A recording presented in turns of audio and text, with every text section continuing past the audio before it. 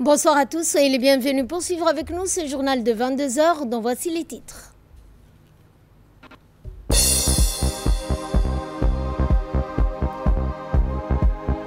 La garde-côte djiboutienne alerte sur les dangers des vents du Khamsin en mer. C'est ce que nous verrons également dans l'actualité de ce journal. En nouvelle du monde avec la résistance du Hamas prête à un cessez-le-feu à Gaza. C'est ce que nous verrons en fin de journal.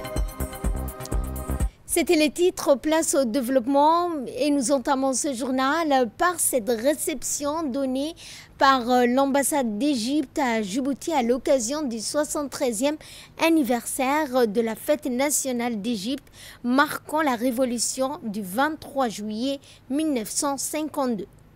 Organisé jeudi soir par l'ambassadeur de la République d'Égypte à Djibouti, M. Khaled Al-Chadli. L'événement s'est tenu à Aïla Hotel. La cérémonie a été honorée par la présence du ministre de l'Enseignement supérieur de la Recherche, Dr Nabil Mohamed Ahmed, ainsi que des personnalités politiques, civiles, militaires, outre les membres du corps diplomatique accrédité à Djibouti, des ressortissants égyptiens résidant dans le pays. À leur arrivée, les invités ont été chaleureusement reçus par l'ambassadeur de la République d'Égypte à Djibouti, entouré de ses proches collaborateurs. Les invités ont pour leur part exprimé leur joie de partager avec leurs frères égyptiens la commémoration de ce moment historique.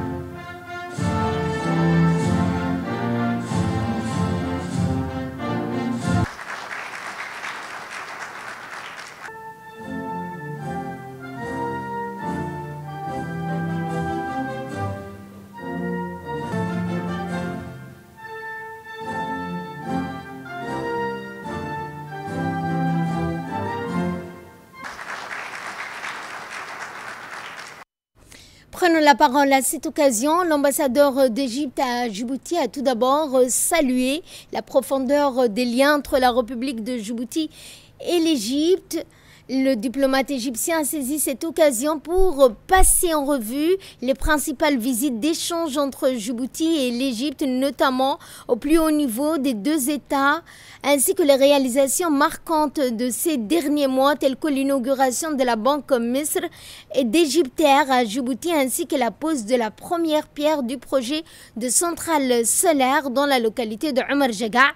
Il a également évoqué les projets en cours en Égypte, en particulier l'ouverture prochaine du musée égyptien prévue au mois de novembre, ainsi que la candidature de l'Égyptien Khaled Enani au poste de directeur général de l'UNESCO. En conclusion, il a exprimé ses remerciements et profonde gratitude au gouvernement et au peuple djiboutien pour l'accueil chaleureux, l'hospitalité généreuse et les facilités accordées tout au long de ces dernières années. De son côté, le ministre de l'Enseignement supérieur et de la Recherche, Dr Nabil Mohamed Ahmed, a réaffirmé l'engagement de notre pays à renforcer et à élargir également les relations de coopération avec l'Égypte. Comme vous le savez, le 23 juillet 1952, pour faire un peu d'histoire, représente un moment charnière dans l'histoire de l'Égypte moderne. Cette date, mesdames et messieurs, elle marque non seulement le renouveau d'un État souverain et moderne, mais aussi l'éveil d'un leadership panafricain, d'un leadership arabe, que l'Égypte incarnera avec détermination sur la scène internationale et nous vous en félicitons. L'Égypte est porteuse d'un riche héritage de civilisation, d'engagement en faveur de l'unité africaine, de solidarité entre les peuples.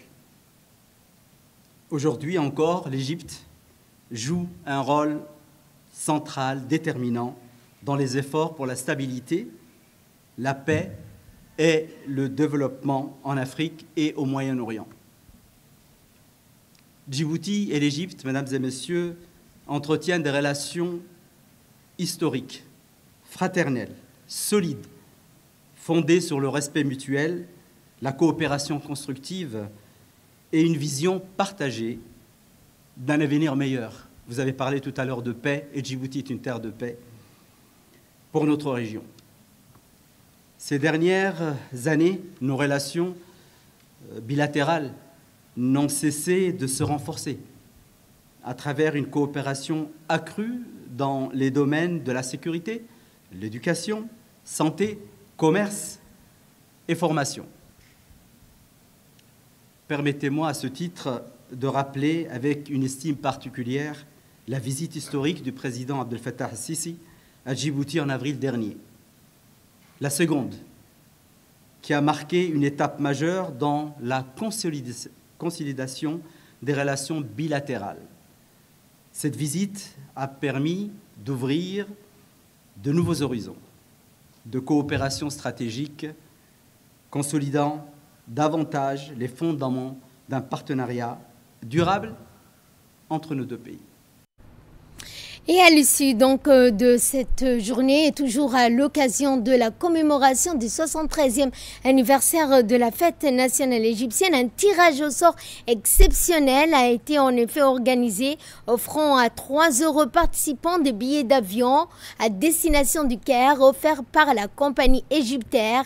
Les gagnants auront ainsi l'opportunité de découvrir les trésors millénaires de la civilisation égyptienne en visitant ses monuments historiques, ses sites archéologiques les plus emblématiques. Cette intention généreuse a été saluée avec enthousiasme par les convives qui ont exprimé leur vive gratitude à l'égard de l'ambassade d'Égypte.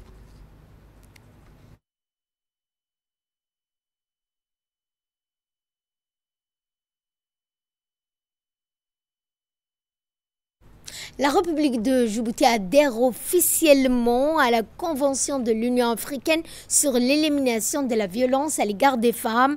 Vendredi 4 juillet, notre ambassadeur extraordinaire plénipotentiaire auprès de la République fédérale d'Éthiopie, mais aussi de l'Union africaine, M. Abdi Mahmoud Heibe, a procédé à la signature de cette convention lors d'une cérémonie qui s'est tenue au siège de la Commission de l'Union africaine à Addis Abeba, en présence de la représentante du bureau de la conseillère juridique de l'Union africaine. La signature de cette convention constitue un événement marqué d'une pierre blanche en matière de protection des droits des femmes et des filles sur le continent. Elle constitue également un événement symbolique car 5 mois après la nomination d'un Djiboutien à la tête de la Commission de l'Union africaine, la République de Djibouti a voulu ouvrir la voie, montrer l'exemple au reste du continent qui doit, dans les semaines à venir ou les mois à venir, de bien adhérer à cette convention. L'INTEC, l'école a accueilli une cérémonie de clôture d'une formation inédite en maniement du soroban abaké, donc japonais traditionnel.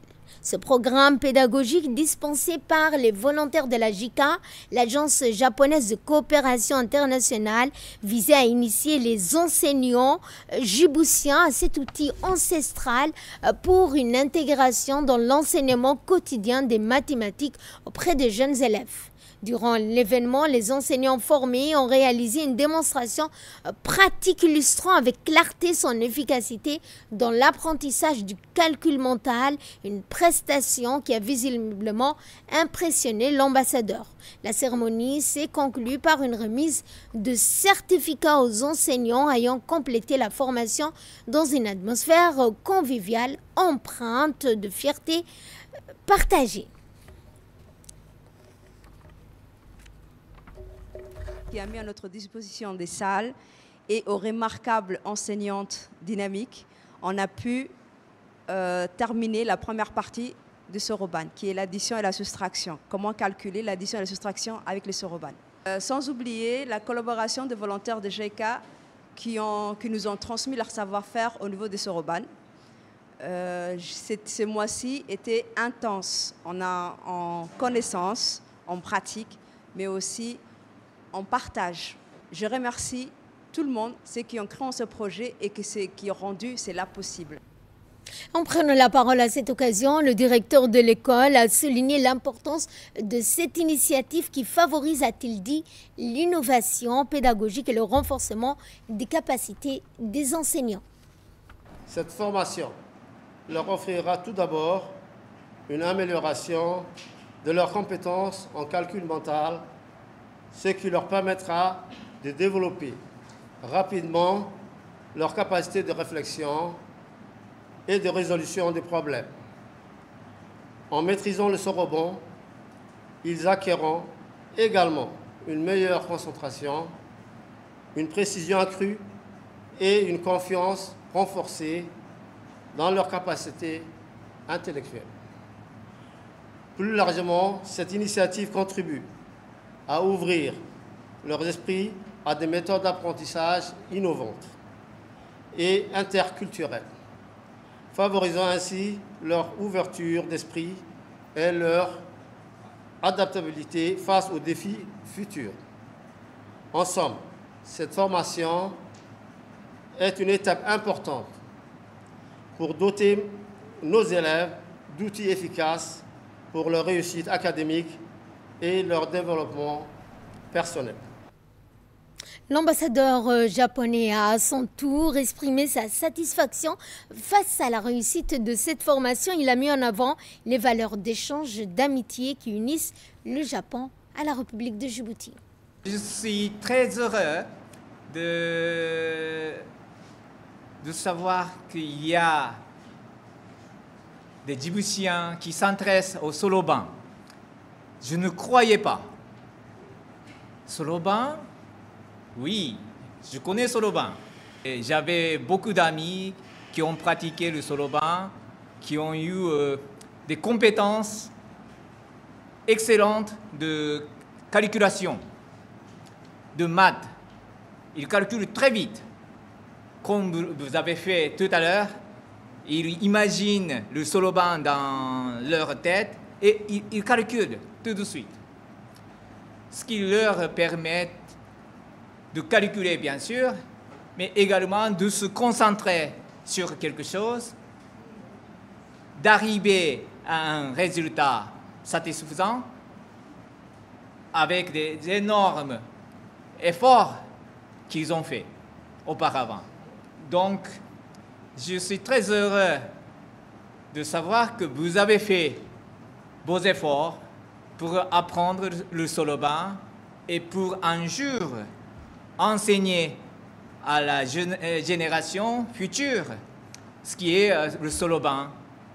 Et à travers cet exercice, vous allez transmettre une partie de la culture japonaise et la méthodologie d'apprentissage des Japonais. Dans notre magazine de ce soir, nous allons parler de l'enseignement de la langue arabe à l'époque coloniale. Eh bien, cette langue a été marginalisée, reléguée au second plan au profit du français, devenue la langue de l'administration, de l'enseignement, des sphères au pouvoir. Mais l'école Najah a joué un rôle central dans la promotion de l'arabe grâce à un enseignement rigoureux, une pédagogie enracinée dans les valeurs structurelles, culturelles, locales. Voici les détails.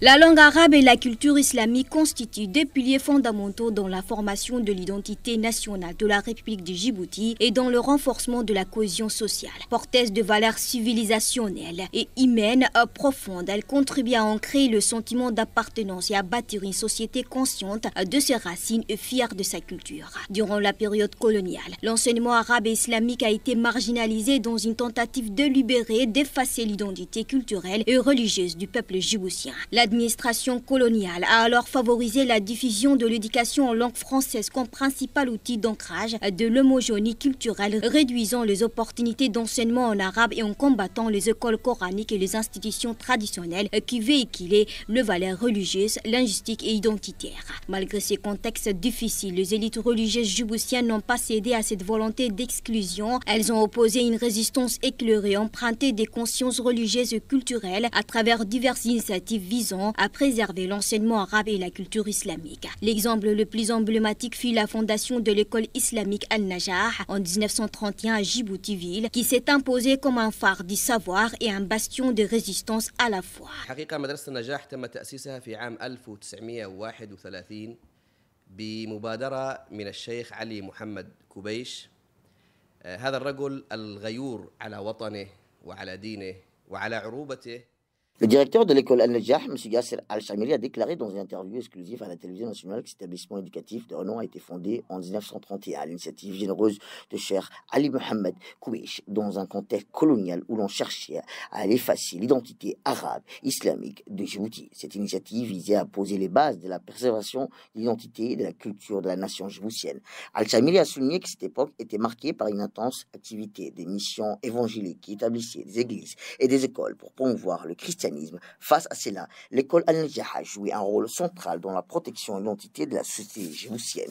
La continuité de l'enseignement, la diffusion et la conscience et la promotion de la culture islamique. Cet établissement éducatif a vu passer de nombreuses figures nationales marquantes qui ont laissé une empreinte profonde sur l'histoire du pays.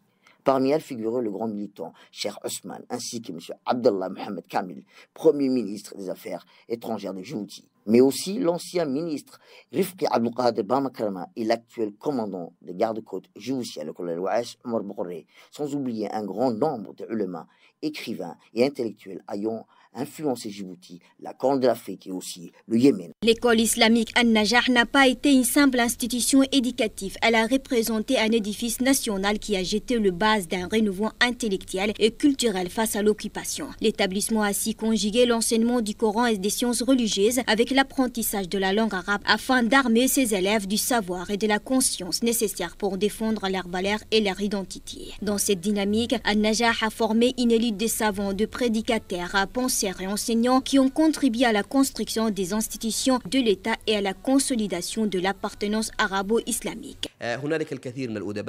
Concernant le rôle de l'école dans la lutte pour l'indépendance, le directeur de l'école Al-Najah, M. Yasser Al-Shamiri, a affirmé qu'elle constitue une véritable foyer de pensée nationale, jouant un rôle majeur dans la diffusion de la conscience, de la culture et du patriotisme.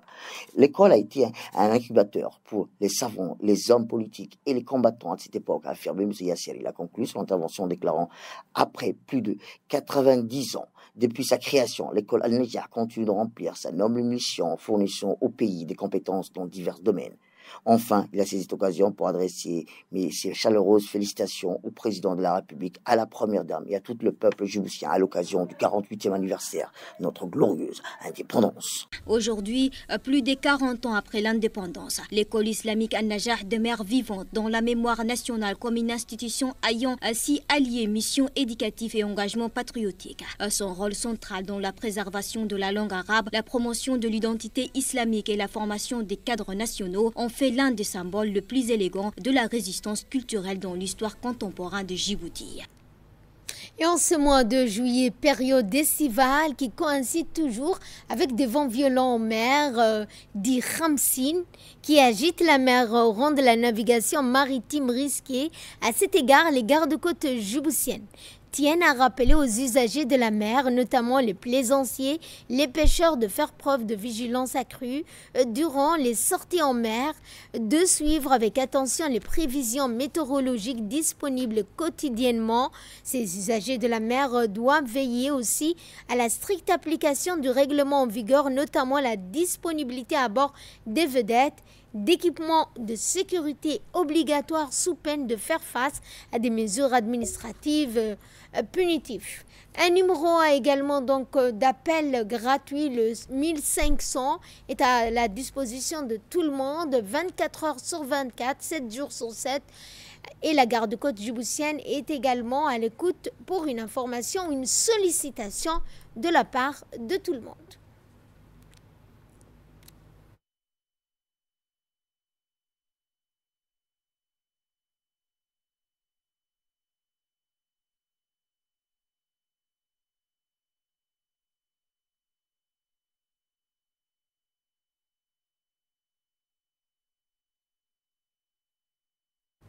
Nous allons à Mouloud pour parler sport, notamment avec la cérémonie officielle du lancement qui s'est tenue à la plateforme Omnisport de Mouloud en présence du directeur des régions du secrétariat d'État chargé des sports, Omar Hassan Abdullahi, accompagné d'une délégation. Le coup d'envoi de ce tournoi a été donné à l'issue d'un match d'ouverture très disputé entre les équipes de Chelsea et de Manchester United. Eh bien, l'équipe de Chelsea l'a emporté sur le score de 2-1. Sous les applaudissements d'un public venu nombreux, ce tournoi s'inscrit dans une démarche d'encadrement d'épanouissement de la jeunesse locale pendant les vacances estivales. Il vise également à offrir un espace de divertissement sain, éducatif, inclusif, tout en favorisant la découverte de nouveaux talents sportifs et la promotion du sport régional.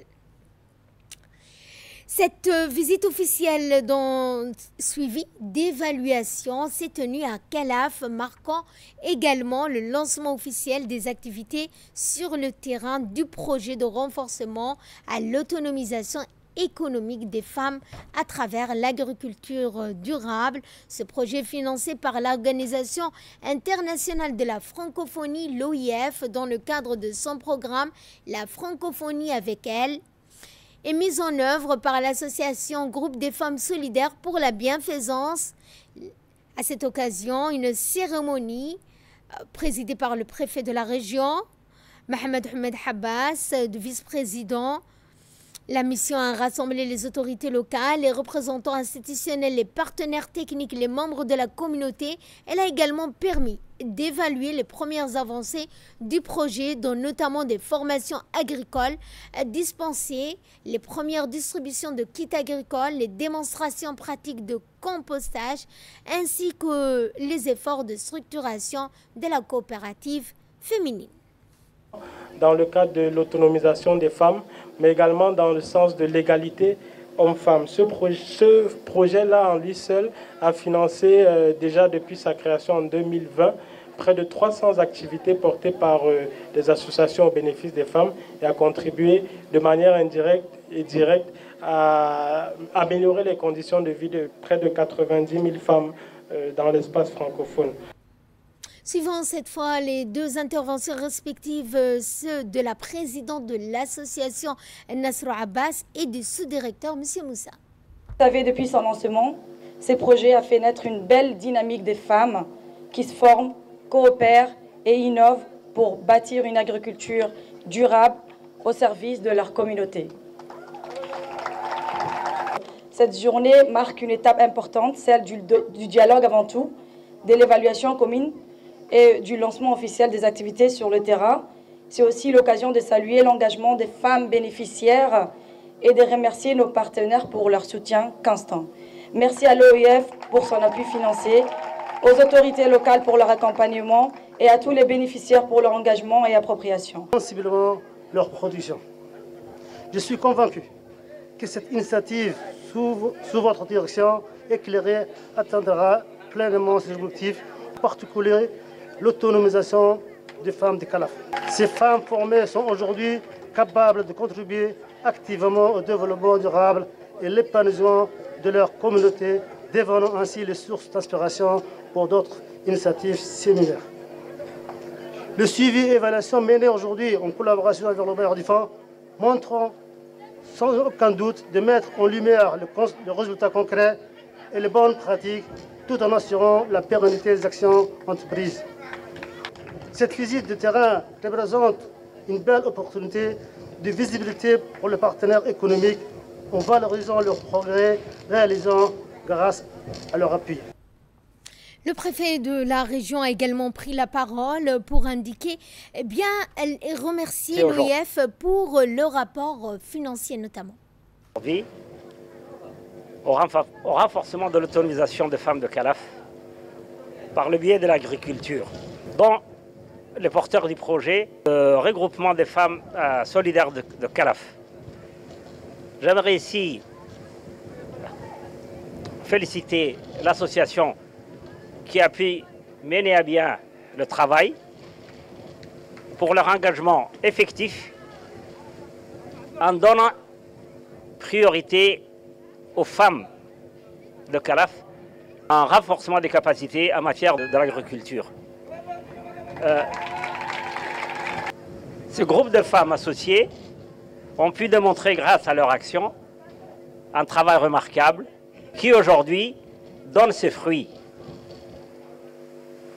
Nous en réjouissons de leur travail ainsi qu'aux femmes de Calaf qui ont pu travailler main dans la main. Cette action, c'est une des priorités de la République, mais en particulier, c'est une des priorités de la région. L'agriculture qui est fondamentale pour pouvoir se prendre en charge en matière de produits maraîchers, en premier lieu, ensuite avec les arbres fruitiers. Je crois que cette initiative va encore donner plus d'opportunités pour pouvoir écouler ce travail. Dans le reste de l'actualité, toujours en sport, cette fois le sport féminin est à l'honneur. Animé par une farouche volonté de développer le foot féminin, la fédération mène une campagne autour de la vulgarisation stratégique nationale du foot féminin en présence de plus d'une centaine de femmes de toutes catégories qui sont venues donc ouvrir cette cérémonie dont le sport féminin est une priorité donc pour les femmes. Une cérémonie dont la vulgarisation a été ouverte par le vice-président du conseil régional Abdelkader Omar, la présidente de la commission de foot féminin et membre du comité directeur de la fédération djiboutienne de foot Fathia Ousmane et par M. Saïd Boua, président de la ligue régionale du foot de Tadjoura, également président de la commission de la ligue et membre directeur de cet atelier pour donc mettre en valeur le sport, mais surtout le foot féminin dans la région de Tadjoura. De là, nous passons à ce qui domine l'actualité internationale. Je vous le disais dans le titre, le Hamas a ouvert la porte à des négociations pour un cessez-le-feu à Gaza. C'est ce qu'a annoncé donc le mouvement islamiste palestinien qui intervient juste avant le déplacement du Premier ministre israélien Benjamin Netanyahou à Washington pour rencontrer le président américain Donald Trump, lequel fait pression pour un cessez-le-feu. Après 20 mois de guerre, eh bien, le président américain a estimé vendredi qu'il pourrait y avoir un cessez-le-feu à Gaza la semaine prochaine. Et pour clore ce journal, le Texas est frappé par de violentes inondations ayant causé d'importants dégâts humains, matériels. Les autorités locales ont confirmé qu'au moins 6 décès, tandis qu'une vingtaine d'enfants sont toujours portés disparus, notamment dans des camps de jeunes filles. Les opérations de secours se poursuivent, entravées par les eaux montantes, les glissements de terrain et les conditions météorologiques extrêmes. Et c'est ainsi que se referme ce journal. Merci à vous de nous avoir suivis. Merci également à la régie.